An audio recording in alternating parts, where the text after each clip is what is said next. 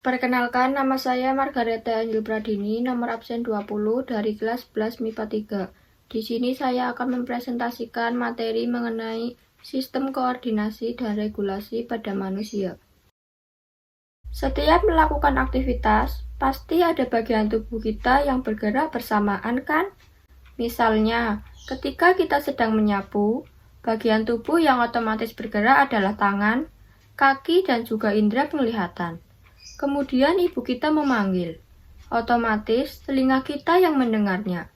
Nah, seluruh gerakan responsif itu digerakkan oleh sistem yang disebut sistem koordinasi pada manusia. Apa itu sistem koordinasi? Sistem koordinasi adalah sebuah sistem yang mengatur kerja organ-organ pada tubuh. Sistem ini berperan untuk memerintahkan setiap organ agar dapat bekerja sama, mendukung fungsi tubuh agar bekerja dengan baik. Sistem koordinasi pada manusia terdiri dari 3, yaitu sistem saraf, sistem endokrin, dan sistem indera. Ketika kita sedang berjalan, tiba-tiba ada orang yang memanggil. Kira-kira bagaimana ya respon kita? Langsung berhenti dan menoleh ke arah suara, atau lanjut berjalan tanpa menghiraukan? Kalau kita mendengar panggilan, otomatis langsung menoleh ke sumber suara, betul tidak? Atau kalau kita sedang menonton film yang ceritanya sedih banget, tanpa terasa tiba-tiba air mata jatuh ke pipi kita. Nah, seluruh gerakan responsif itu ternyata berada di bawah perintah sistem saraf yang ada di dalam tubuh kita. A. Sistem saraf. Sistem saraf adalah sistem koordinasi yang bertugas mengendalikan seluruh aktivitas tubuh. Sistem saraf terdiri dari sel saraf atau neuron, sistem saraf pusat, dan sistem saraf tepi. 1. Sel saraf atau neuron. Sel saraf atau neuron merupakan sel-sel yang mengirimkan impuls saraf ke bagian-bagian sistem saraf. Struktur sel saraf atau neuron. Yang pertama yaitu badan sel, berwarna kelabu, mengandung inti sel atau nukleus, dan anak inti atau nukleolus. Yang kedua dendrit, yaitu penonjolan sitoplasma yang berfungsi menghantarkan rangsang ke badan sel. Yang ketiga neurit atau akson, yaitu penonjolan sitoplasma yang berfungsi menghantarkan rangsang dari satu sel saraf ke sel saraf yang lain. Bagian-bagian neurit. Yang pertama, neurofibril, yaitu bagian terdalam akson yang berupa serabut-serabut halus. Yang kedua, selubung mielin, yaitu bagian yang paling luar yang berfungsi melindungi neurit. Yang ketiga, sel Schwann, yaitu bagian neurit yang diselubungi oleh mielin. Yang keempat, nodus Ranvier, yaitu bagian neurit yang tidak diselubungi oleh mielin. Macam-macam sel saraf atau neuron. Berdasarkan fungsinya, sel saraf atau neuron dibedakan menjadi 3, yaitu neuron sensorik, neuron motorik, dan neuron asosiasi. Yang pertama, neuron sensorik berfungsi untuk menghantarkan impuls dari reseptor atau alat indera ke susunan saraf pusat. Yang kedua, yaitu neuron motorik, berfungsi untuk menghantarkan impuls motorik dari susunan saraf pusat ke efektor kelenjar atau otot. Dan yang ketiga yaitu neuron asosiasi, yaitu penghubung antara neuron sensorik dan motorik. Berdasarkan strukturnya, sel saraf atau neuron dibedakan menjadi 3, yaitu neuron multipolar, neuron bipolar, dan neuron unipolar. Yang pertama, neuron multipolar, yaitu neuron yang mempunyai beberapa dendrit tetapi hanya satu akson. Yang kedua, neuron bipolar, yaitu neuron yang hanya mempunyai satu dendrit dan satu akson. Dapat ditemukan di dalam retina dan ganglion spiralis dari telinga dalam. Dan yang ketiga, neuron unipolar, yaitu neuron yang hanya mempunyai satu penjuluran, yaitu satu akson. Hanya ditemukan pada embrio. 2. Sistem saraf pusat. Sistem saraf pusat terdiri atas otak dan sumsum tulang belakang. A. Otak. Terdiri dari 3 lapis selaput yang disebut meninges. Selaput pertama disebut durameter, selaput paling dalam adalah piameter, dan yang tengah disebut arachnoid. Selain itu, di antara ketiga selaput tersebut, mampu mengurangi benturan dan guncangan karena terdapat cairan reseptor-spinal. Mekanisme gerak sadar yang melalui otak sebagai berikut.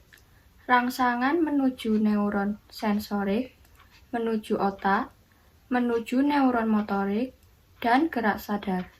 B. Sumsum tulang belakang merupakan kelanjutan sumsum lanjutan dan terdapat pada ruas-ruas tulang belakang. Sumsum tulang belakang berfungsi menghubungkan sistem saraf tepi ke otak dan mengatur gerak refleks. Mekanisme gerak refleks yang melewati sumsum tulang belakang sebagai berikut. Rangsangan menuju neuron sensorik, menuju sumsum tulang belakang, menuju neuron motorik, dan gerak refleks. 3. Sistem saraf tepi berfungsi untuk membawa impuls saraf menuju ataupun dari sistem saraf pusat. Sistem saraf pusat terdiri atas saraf sadar dan saraf tak sadar.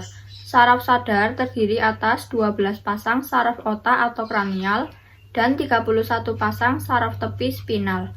Sedangkan saraf tak sadar terdiri atas 2 macam, yaitu saraf simpatik dan parasimpatik. B. Sistem endokrin. Sistem endokrin pada manusia tersusun oleh sejumlah kelenjar endokrin yang tersebar di tempat-tempat tertentu dalam tubuh. Kelenjar ini menghasilkan satu atau beberapa hormon. Di dalam tubuh manusia terdapat beberapa kelenjar endokrin, yaitu kelenjar hipofisis, kelenjar tiroid, kelenjar paratiroid, kelenjar adrenal, kelenjar pankreas, testis dan ovarium, kelenjar pineal, dan kelenjar timus. C. Sistem indera. Manusia memiliki 5 alat indera, yaitu mata, telinga, hidung, lidah, dan kulit. 1. Mata atau indera penglihatan. Indera penglihatan berfungsi untuk menerima rangsangan berupa sesuatu yang dapat dilihat. Mata dapat menerima rangsangan berupa cahaya karena di dalamnya terdapat reseptor penerima cahaya yang disebut fotoreseptor. 2. Telinga atau indera pendengaran. Indera pendengaran berfungsi untuk menerima rangsangan berupa bunyi. Telinga dapat menerima rangsangan berupa bunyi karena terdapat reseptor pendengaran. Telinga manusia dibedakan menjadi 3 bagian, yaitu A. Telinga bagian luar, berfungsi untuk menampung getaran dan meneruskannya ke telinga bagian tengah. Telinga bagian luar terdiri dari daun telinga, saluran telinga luar, dan gendang telinga. B. Telinga bagian tengah, berfungsi sebagai penyalur getaran yang berasal dari gendang telinga. Selain itu, telinga bagian tengah berfungsi sebagai alat pengatur keseimbangan tubuh, seperti mengatur keseimbangan tekanan udara luar dan tekanan yang terdapat di dalam telinga. C. Telinga bagian dalam. Terdapat sederetan ruang dan saluran yang berisi cairan.